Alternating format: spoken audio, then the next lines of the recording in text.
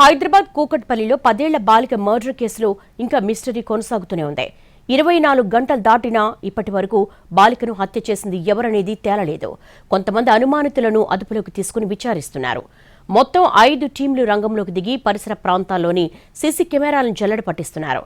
మరింత సమాచారం మా ప్రతినిధి రాధాకృష్ణ అందిస్తారు. 10 ఏళ్ల బాలిక సహస్రాణి హత్య కేసుకు సంబంధించిన దాంట్లో ఇంకా సస్పెన్స్ కొనసాగుతుంది. ఇప్పటివరకైతే ముగ్గురిని అదుపులోకి తీసుకుని విచారిస్తూ ఉన్నారు. ప్రస్తుతం మనం చూస్తున్న ఇదే ఇంట్లో నిన్న మధ్యాహ్నం సహస్రాణి హత్యకు గురైంది.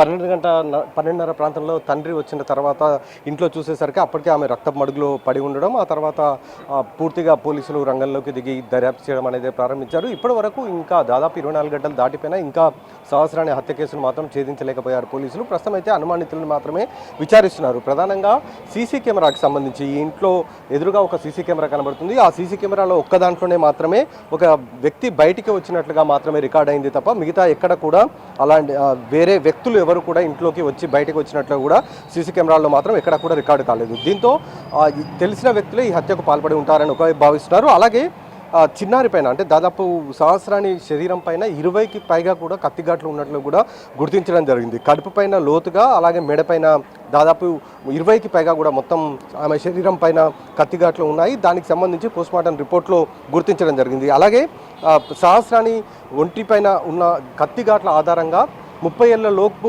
ఉన్న వాళ్ళే హత్యకు పాల్పడి ఉండవచ్చు అనేదే ప్రధానంగా అనుమానిస్తున్నారు పోలీసులు.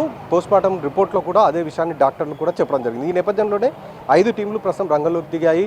పరిసర ప్రాంతాలతో పాటు చుట్టుపక్కల ప్రాంతాల్లో ఉన్న సీసీ కెమెరాలను అన్నింటిని కూడా ప్రస్తుతం జల్లెడ పడుతున్న పరిస్థితి అయితే ఉంది. కానీ ఇప్పటి వరకు మాత్రం ఇంకా సహస్రాణి హత్య కేసుకు సంబంధించిన మర్డర్ మిస్టరీ మాత్రం ఇంకా వీడలేదు.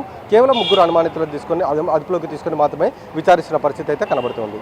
కెమెరాని సంతోష్తో రాధాకృష్ణ, హైదరాబాద్.